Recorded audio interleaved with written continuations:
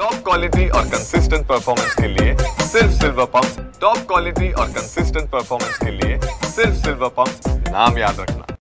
तुमच्या पाठीमागे उभा टाकतो का नाही मी, एवढं सगळं बोललो, तुम्ही माझ्या शेतकऱ्याकडून पैसे का घेता म्हणलं तुम्ही?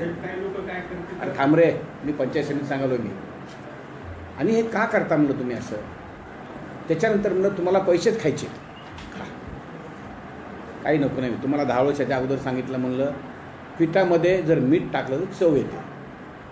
22 रुपये तर 22-5-5 रुपये तर तो माणूसही देतो ना, पण त्याच्यावर तुमचं पोट भरत नाही 10-20 रुपयावर. त्याच्यामुळे त्यांना म्हणलं मी 40 लाख रुपये पवारला म्हणलं उचलणार, आणि 40 लाख रुपये त्या टेबलवर ठेवले का नाही बाबा इथे बीडीवर. आणि म्हणलं ह्याच्यातून तुमचे एक म्हणलं कोणातरी एक जणांजवळ ठेवा, मेहरबानी करा म्हणलं, हात जोडतो तुम्हाला, माझ्या शेतकऱ्याकडून कुणाकडून 1 रुपया घेऊ नका. तुम्ही काम केलं, तुम्ही किती रुपयाचं काम केलं तर 40 लाखातून पैसे घ्यायचे, खिशात ठेवायचे. पण इथून पुढे माझं तिथं लोकांचं काम राहिलं नाही पाहिजे. तसं तुम्हाला ऑफर करतो मी, 40-50 लाख रुपये कोणाला ठेवतो मी. तुम्हाला जसे तुम्ही कामं करता, जसे पैसे घेता, त्याला विचारा, पैसे ठेवले विचारा ना तुम्ही. आता 50 लाख बोलवतो मी, माझं पैसा तर माझ्या लोकांसाठी माझं पैसा ढेकभर आहे. मी 50 लाख तुमच्यावर कुठे ठेवायचे सांगा, काम कोणाजवळ ठेवायचे? 50 लाख ठेवतो. तुमचे जसजसे कामं होते तसं त्याच्यातून काढून घ्या. ह्याच्यापर्यंत माझा पर्याय नाही. आता मला माझ्या लोकांची कामं करायची. म्हातारे कोतारे माणसं येतात, सगळं जातात, काय अन्न नाही, पाणी नाही, चहा नाही. त्या म्हाताऱ्याला तिकडे ते जाते त्या गावावर 10 रुपयाचं तिकीट खर्चून येते, फुकट येत नाहीत ते ऑटोवर 10 रुपये 15 रुपये घेतो. आणि त्यांचे पैसे अर्धे निमित्त ते जाणे तर जिरते. एखादं हे ऊन आहे, त्या उन्हामध्ये मेलं राहिलं, काय केलं का माझी बदनामी होणार. मी 50 लाख रुपये मॅडम पुढे ठेवायचे सांगा, मी ठेवतो. मला माझ्या लोकांकडनं 1 रुपया आता इथून पुढे घेतलेला मला जमणार नाही. नाही तर मी बघा, मी पेटलो ना एकदा, मी सोडत नाही कोणालाच. मी जर एखादा पेटलो आणि मला जर माझ्या लोकांना जर पैशाची माझ्याकडे जर कंप्लेंट आली तर मी सोडणार नाही, अजिबात सोडणार नाही. कंप्लेंट येणार नाही सर. आणि जेवढे काही प्रस्तावित महिना 1.5 महिना वेळ द्या, सगळे काढून टाकतो सर. काही सदस्याचे आहेत सगळे काढून टाकतो सर. जेवढे समितीच्या कार्यकाळात प्रस्ताव आले. थांबा जरा, मी कशाला मध्ये बोलता राव तुम्ही? मला सांगा, कशाला महिना 1.5 महिना लागतं बाबा? 4 दिवसात का नाही? 4 दिवसात बसला रात्रंदिवस. रीतीच्या टायमाला तर जाता, कुठे रात्रीचे जाता, कुठे जाता, काही करता रीतीच्या टायमाला.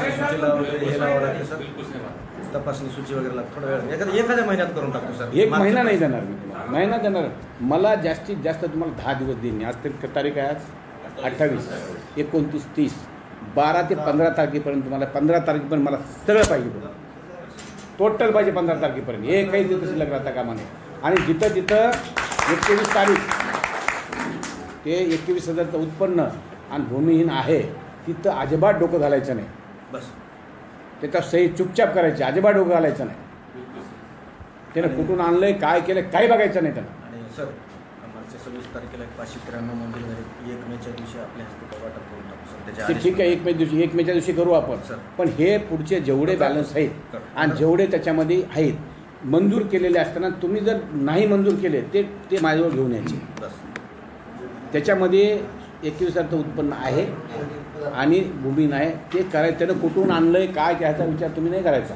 तुम्ही चौकशी करत बसायचं नाही, तुम्ही सरळ सही करायचं त्याच्यावर आणि द्यायचं. 15 मे पण करून टाकू. 15 मे पर्यंत 26 जानेवारीच्या 29च्या मीटिंगमध्ये येऊन टाका. 26 जानेवारी तर झाली नाही, 29 महिन्याला मीटिंग घ्यायची इथून पुढे.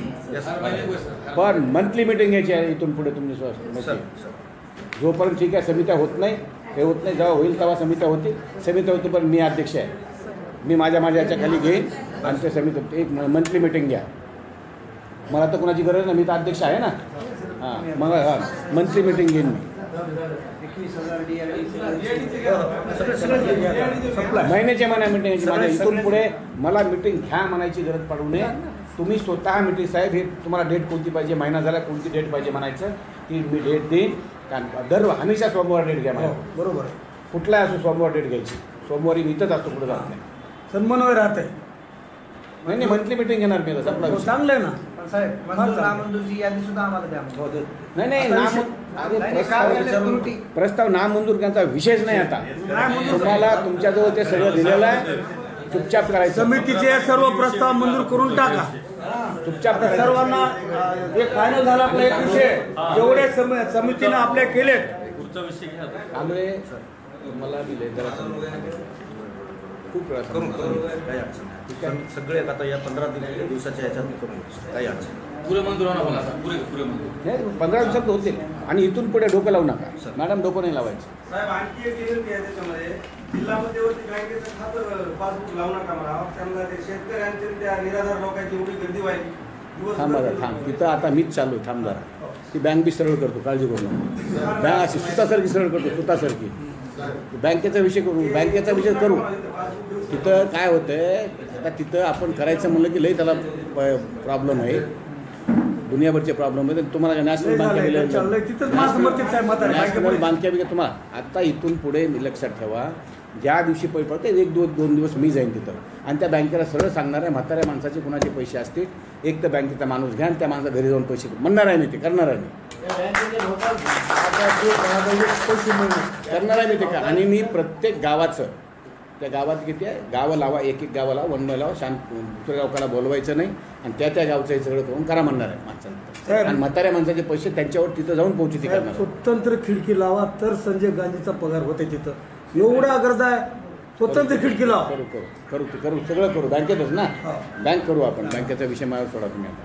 त्याच्यासाठी साहेब उत्पन्नाचं द्यायला सांगा. उत्पन्नाचं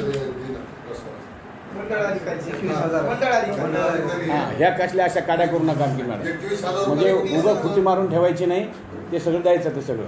आणि 21,000 खरंच उत्पन्न जर काढलं 21,000 उत्पन्न आहे का कुणाचं. 21,000 उत्पन्न नाही असं होऊ शकतं का. सगळ्याचं उत्पन्न लाखावर उत्पन्न आहे. हो जे आणि त्याला दिलं पाहिजे. ऐकलं का.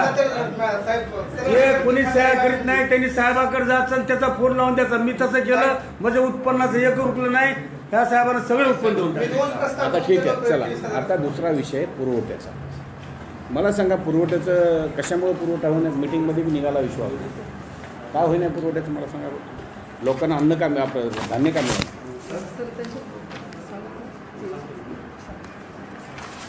तर आपल्याकडे सध्याच्या घडीला तू होता ना मिटिंगला बापा. तू होते ना तू मिटिंगला. कशामुळे ते काय काय प्रॉब्लेम आहे. सध्या सर आपण जे काम चालू केलेलं आहे आपल्याकडं PHFचा इष्टांक या महिन्यात आलेला आहे. ट्रान्सपोर्टचा काय प्रॉब्लेम आहे. लोक म्हणजे का देणार ते लोक का देणार म्हणजे सप्लाय का करणार माल. दुकानदाराकडे सप्लाय होईना. आणि दुकानदार मला ते तुम्ही ते पण द्या लिहून मॅडम मला की माल कधी येणार, कधी आल्याच्यानंतर किती दिवसात वाटप होणार माल. ते पण काय करायला महिन्याच्या दिवशी ह्या महिन्याचं काय करते 30 तारखेच्या जवळजवळ लिहून जाते आणि पुढल्या महिन्याचं खपकन 2-5 तारखेला जाते. एका व्यापक महाराष्ट्र आपण वाटप आता मागच्या महिन्याचं वाटप एप्रिल महिन्याचं 28 मार्चला आपण वाटप चालू केलं होतं सर. आता या महिन्याचं आता चालू झालं. गोडाऊनला आपण परमिटही 1 तारखेच्या आतमध्ये दिले होते. शक्यतो 1 तारीख या 5 तारखेपर्यंत सर्व दुकानाची परमिट गोडाऊनला जातात. आता तालुक्यात रूट ऑप्टिमायझेशन म्हणजे प्रत्येक तालुक्यालाच महाराष्ट्रामध्ये केलेलं आहे सर. की जे गुगल मॅपप्रमाणे जवळचं जे गोडाऊन आहे आपल्याकडे 163 दुकान आपल्या तालुक्याचे हक्काचे आहेत सर. पण आपल्या ते रूट ऑप्टिमायझेशननुसार गुगल मॅपनुसार जे जवळचे गावं आहेत सर तर त्या गोडाऊनला अटॅच केले सर. तर आपल्याकडं 67 नवीन गावं म्हणजे नवीन दुकान आले सर. त्यामध्ये परभणी तालुक्यातील 14 गोडाऊन आले, 14 दुकान आले. पालममधले 27 आले, पूर्णेमधले 4 आले सर आणि सोनपेठमध्ये 22 दुकान असे 67 दुकानं नवीन वाढले सर. इथं आपल्या इथं या मार्च महिन्यापासून. ठीक आहे ना. म्हणजे आपले 230 दुकानं झाले सर. बरं. आताच्या घडीला आपली हमाल यंत्रणा किंवा गाड्याची जी यंत्रणा आहे सर ती त्याला पुरेशी नाही सर. तेवढं कुणी करायची ते आम्ही पत्रव्यवहार केलेले कॉन्ट्रॅक्टरच करायचे. आहेत. DSOला पत्रव्यवहार केलेले आहेत की आम्हाला माणसं वाढून द्या, गाड्या वाढून द्या. आता थोडंसं उन्हाचा काळ असल्यामुळे सर लेबर पण गाडीमध्ये तेवढं ॲक्टिव्ह नाही सर. असलं उन्हामुळं ते थोडंसं कमी जास्त तर मध्ये बसूनच करायचं का उन्हात करायचं का. नाही सर म्हणजे माल उतरवणं आहे. एकीकडे माल उतरवणं आहे लगेच तो स्टँडर्ड दुसरी आपली DSOला फोन लावा. पूर्वी 163 पवार- होते सर, आता पवार साहेब. 230 वाढले तर डीएसओला फोन लावला डीएसओ पवार साहेब पुढे या. तर त्या त्याच्यामुळे 4 थोडंसं डीएसओला उशीर घ्यायला होईल, सांगितलं सर. काय धान्य वाटपास एक 8-10 दिवसाचा हमाल जे उशीर आहेत सगळं. तेवढेच आहेत सर, त्यातले पण बरेच पण हमाल त्यातले आहेत. हमाल पवार पुढे या. सकाळी येतात सर, काही येत नाही दुपारी, डीएसओला फोन लाव रे काही बिमारच असतात. DSO. 11 हमाल आहेत सर आपल्याकडे.